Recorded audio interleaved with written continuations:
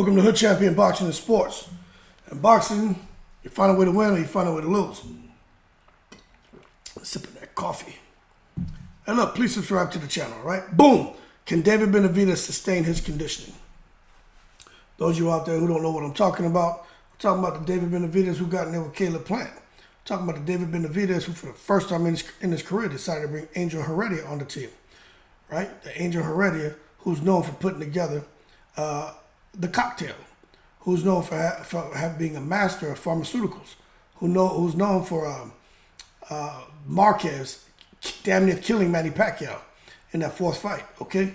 So my thing is this, that conditioning, that physique that he showed up with for that Caleb Plant fight, something that we never seen. I didn't even think it was possible to turn marshmallow into muscle, okay?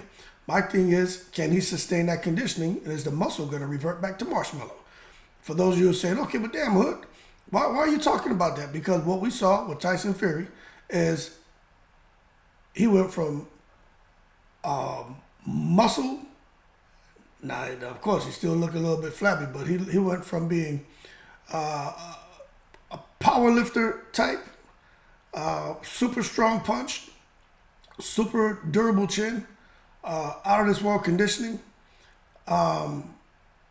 against Wilder, against Chisora, against White. So I would say, I would kind of just say that the muscle turned to marshmallow against Ngannou. It wasn't sustainable. Why wasn't it sustainable? Okay? Just a question. I'm not here saying, I'm not accusing nobody or nothing. I'm just saying, Tyson Fury wasn't able to sustain it. Okay? Is David Benavidez going to be able to do it? Now, the thing about Benavidez, he's a bad boy, man. Benavidez is the truth. Okay? And if you say, well, damn, who do you think is going to win? I'll tell you, I think David Benavidez should be the favorite. Okay? Just going to tell you that. But I also feel that there are a lot of fighters who just don't get the big names. And when they do, they rise to the occasion, and then they're out of here. And of course, everyone knows this name, but the fight just happened. Terrence Crawford, he wasn't really getting the credit he deserved and nothing. He finally got the chance to get in there with Earl Spence. He's supposed to be the top dog. A lot of people had him as pound for pound best in boxing. Trying to line him up with Canelo, Crawford tranquilized him. So this could be a case with Benavidez. Bubu Andre gets in there, and hey, this is my opportunity, and he tranquilizes David Benavidez. But my thing is, can he sustain that conditioning? You understand? We've seen him before Heredia came in the ring, and he's always won the fights. And down the stretch, he picks it up. He has fast hands, he has power, he has conditioning, but aesthetically, he's just never really been, that guy. But now he seems to have everything. So we got to see what's going to happen going into this fight with Bubu Andre, and if he can sustain himself. Now for Demetrius Andre, everybody said, well, what about him and Snack? Okay, Victor Conti, that's a fair argument, fair question. He's been sustaining his conditioning and his physique for quite some time. He's never looked any different. You understand? That's why I'm talking more about Benavidez. Andre has always looked the same. Excuse me, nothing spectacular about Andre. As far as the way he looks, he always looks in shape. He fights the same way every time. He's got power. It shows up early. Later in the fight, he seems to slow a little bit, but he's always kind of been what I would say, like some people like the drunken master, kind of sloppy-ish, weird, unorthodox way. Those arms are long like tentacles and just throwing shots from weird angles. So he's been consistent. David Benavidez hasn't been consistent. Okay, so now he's looking different. But we're going to have to see what happens with this upcoming bout, because I'm telling you right now, and I'm gonna go ahead and say this, all right? And this is where I gotta be careful. If David Benavidez gets in that ring and he puts on a Fury Ngannou type performance, got to wonder what the hell happened. But at the same time, you don't want to take away from Bubu Andre's win. So is it that something happened in his camp where he couldn't sustain whatever he started with Caleb Plant? Or is it that, hey, stars lined up, everything went great, Boo Boo Andre is just that guy. Just like Terrence Crawford is just that guy. Right? So that's what it's all about to me. Who's being consistent and can they sustain? Andre's proven he's been consistent, he's been sustaining.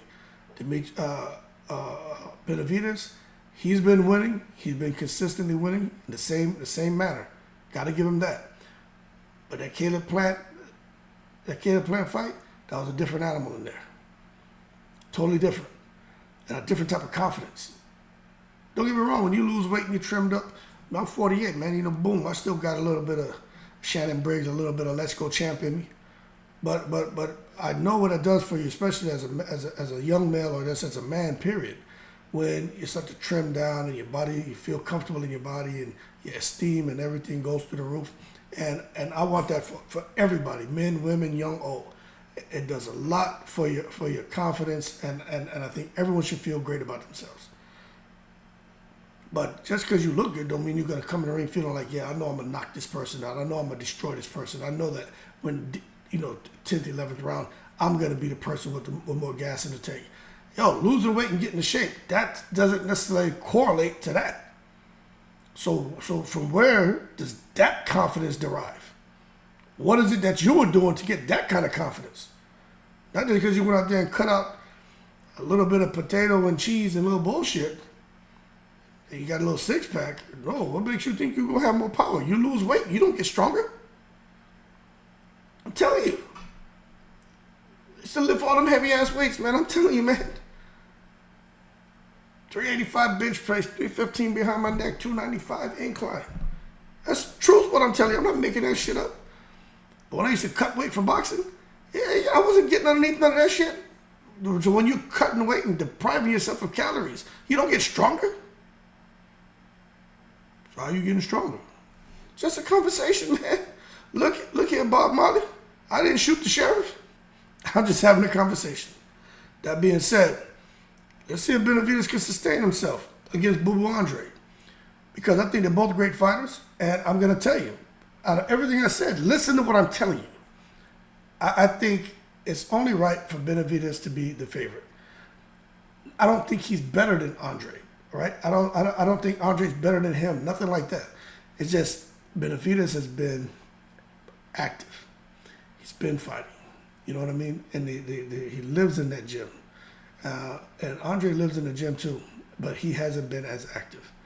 And for that reason, I'm like, man, sometimes you can be a step behind. In addition, Benavidez is a 168-pounder. Andre is coming up. It's his second fight at 168.